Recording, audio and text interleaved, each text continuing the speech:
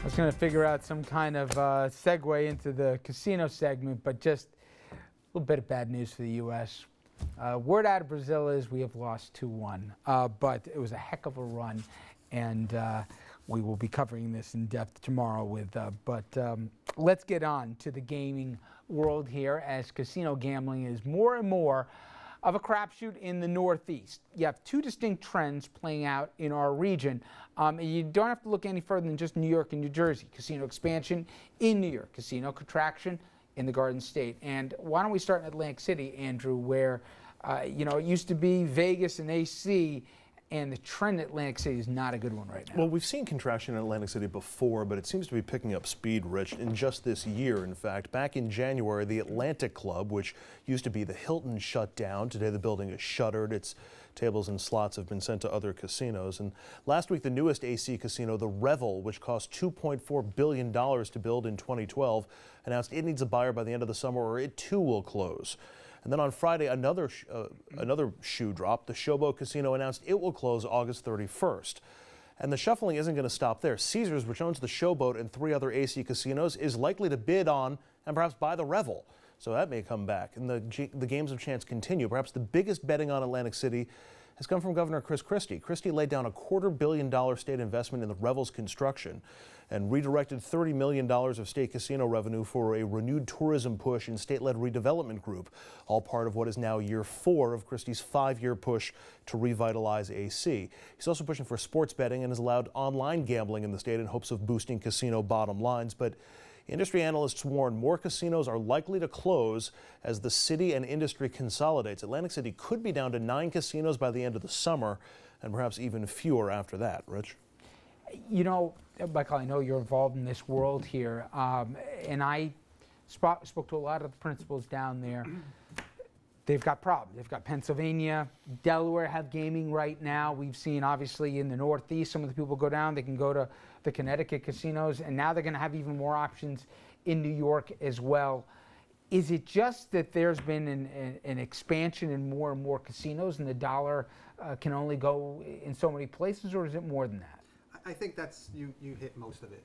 The market is close to becoming saturated, and then, of course, there are only so many discretionary dollars as the recession. Well, we're in the recovery now, but it's a smaller, slow recovery sort of grinds on. There are fewer discretionary dollars that people have to spend at casinos. And then we have the racinos, which don't have the full table gaming that are at quarter tracks.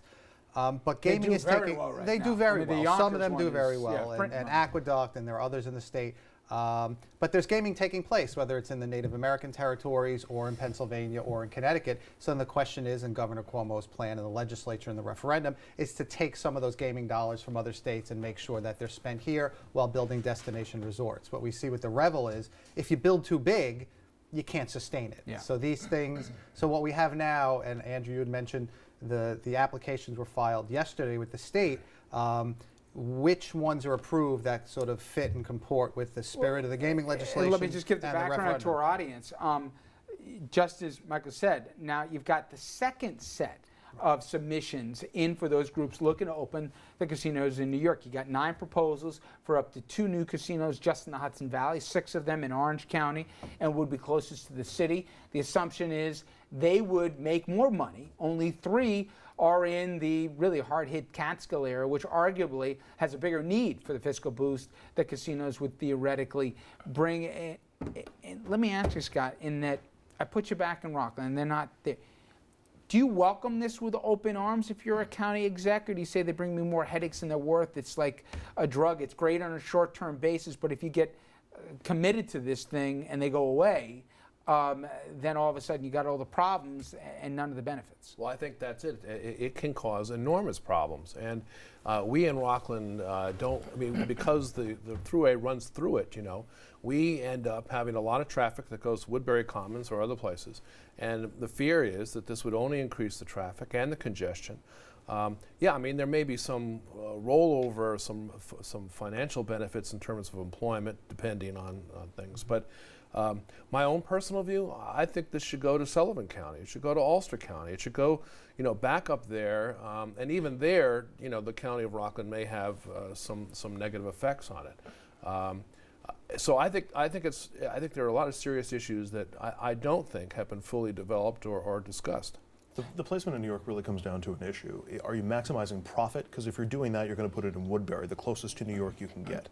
Or is it for local revitalization, in which case you put them in the Catskills and you reverse some of these aging resorts. I mean, Grossinger's is out, but the Nevele is in, and there's another one that's in as well.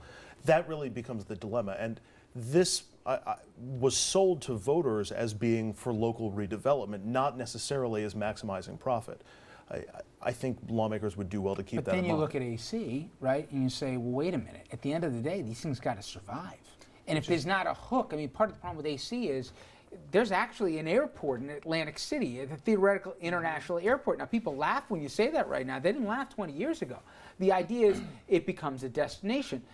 If you put them up in Sullivan, I'm completely with you. If anybody needs it, you go to Sullivan, you go to other Catskill communities right now, they need this. They got nothing else. It's worth a gamble. However, why are people going to schlep up there? Some of the proposals that were submitted, I read, are $600 million, $500 million.